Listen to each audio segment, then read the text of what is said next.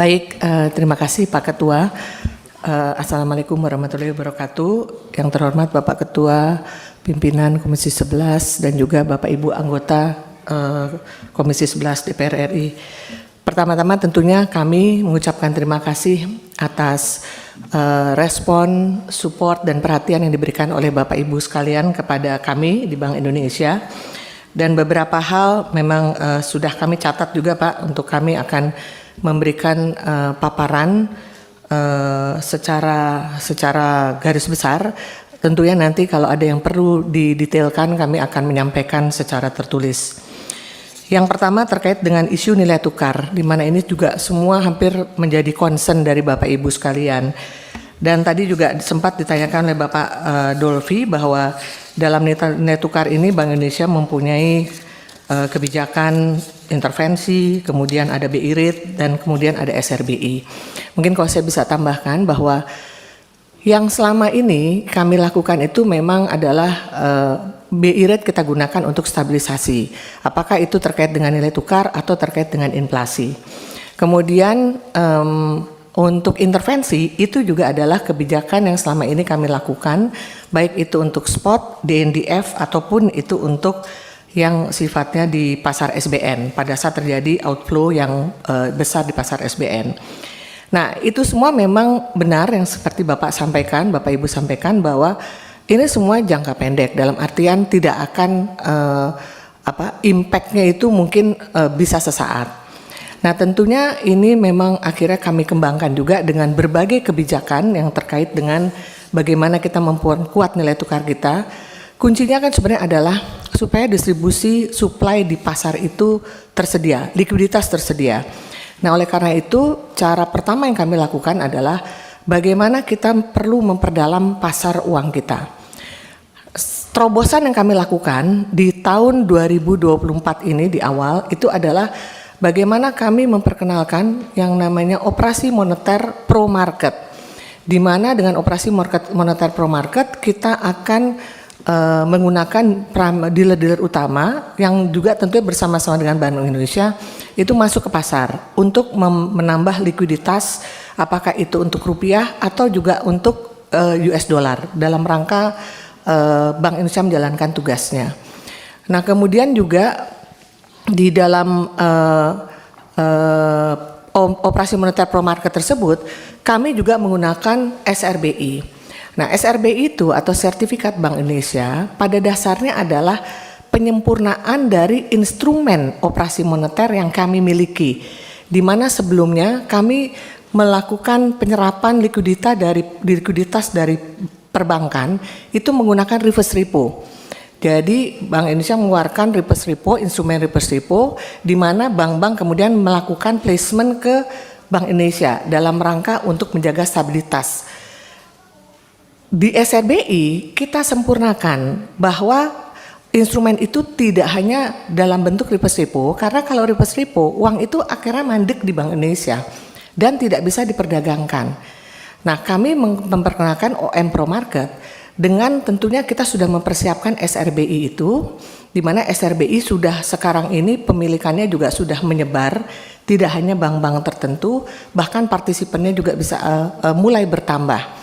Di mana nantinya SRBI itu bisa digunakan di pasar sekunder untuk menambah likuiditas. Dan ini pun kemudian kami lengkapi dengan adanya pengembangan infrastruktur, yaitu dalam bentuk CCP yang kami terima kasih sekali kepada Bapak Ibu sekalian karena sudah disetujui untuk Bank Indonesia untuk bisa menempatkan dana sebesar 40 miliar rupiah untuk pembentukan CCP yang tadi dilaporkan oleh Pak Gubernur. Sekarang ini sudah tinggal persetujuan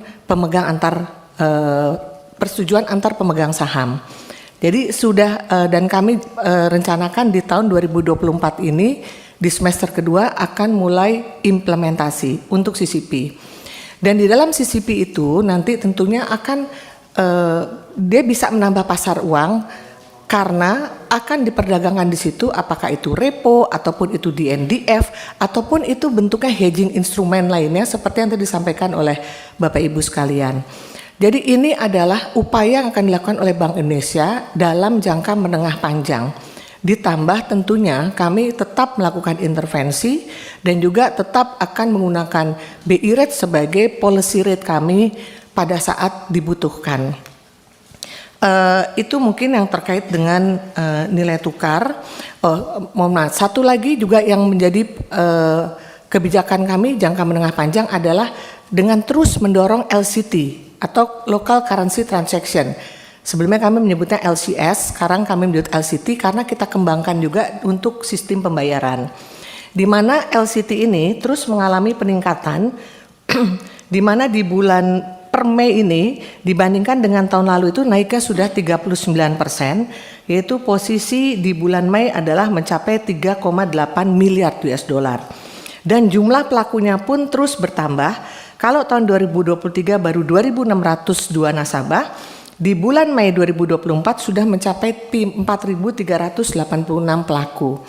Dan saat ini memang yang aktif baru memang 4 negara, yaitu Malaysia, Thailand, Jepang, dan Tiongkok.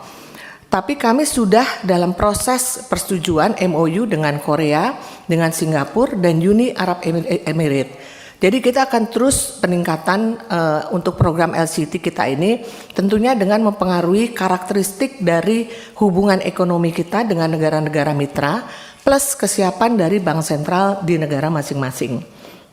Jadi itu terkait dengan nilai tukar yang memang kita semua paham bahwa nilai tukar ini pengaruhnya tuh ada dua yang mempengaruhi. Yang pertama fundamental, yang kedua market sentiment. Dan kalau kita lihat fundamental dengan pencapaian ekonomi saat ini, kita relatif cukup nyaman market itu. Tapi memang seperti yang disampaikan Pak Gubernur, ada satu persepsi terkait dengan fiskal dan sebagainya yang alhamdulillah tadi pagi itu sudah di-clearkan dengan adanya pers conference antara wakil dari pemerintah sekarang dengan pemerintah yang akan datang. Dan dampaknya kita melihat cukup signifikan karena market terlihat sudah lebih quiet dan hari ini rupiah menguat. Even dibandingkan dengan peer groupnya kita menguat jauh lebih besar. Jadi posisinya agak menguat hari ini Pak dibandingkan dengan sebelumnya. Nah, kayaknya itu Pak dukungan dari Komisi 11 mungkin Pak. Jadi kami tentunya berharap hal-hal yang sifatnya persepsi dan sentimen, jadi tadi juga ada usulan bagaimana kita bisa meyakinkan market bahwa rupiah ini dengan fundamental yang kita miliki, tren penguatannya itu ada gitu. Ya, tinggal sekarang persepsi-persepsi yang mungkin muncul di market ini yang perlu kita luruskan. Dan tentunya ini menjadi tugas dari Bank Indonesia dan juga dari kementerian, lembaga, dan tentunya kami mohon dukungan support juga dari Bapak Ibu di Komisi 11 DPR. Itu yang terkait dengan nilai tukar.